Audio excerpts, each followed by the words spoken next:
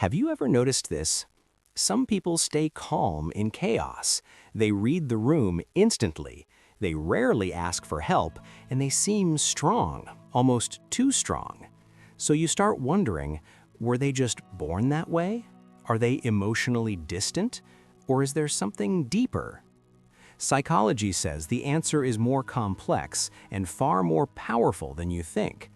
Let's break down what really happens in the minds of people who endured a lot growing up. Most people assume a hard childhood creates only damage, insecurity, trust issues, emotional scars.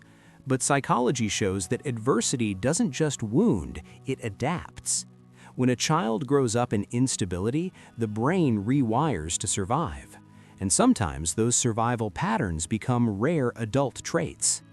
Here are the most common ones, explained through psychology. 1. They develop emotional radar. Children who grow up in unpredictable environments learn to read subtle cues fast.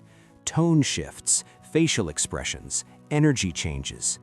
Neuroscience links this to a highly active amygdala, the brain's threat detector.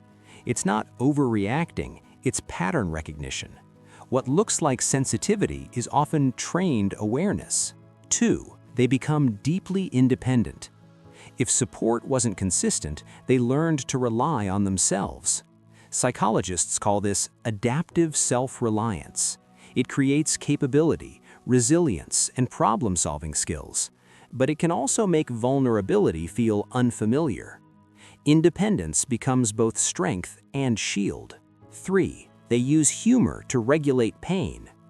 Many people who endured hardship develop a sharp, sometimes dark sense of humor. Research shows humor reduces stress hormones and creates cognitive distance from pain. It's not denial, it's regulation.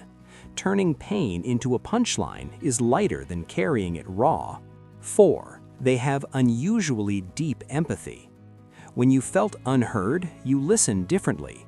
When you felt small, you notice who feels invisible.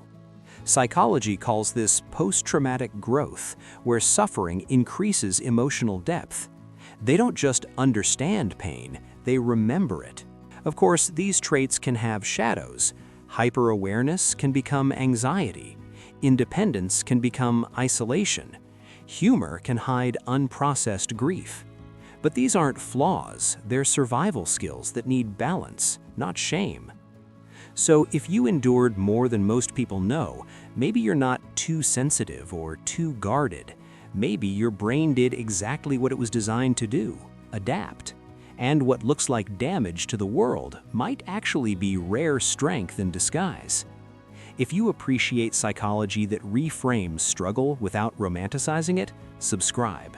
Because understanding your patterns doesn't just change how you see yourself, it changes how you heal.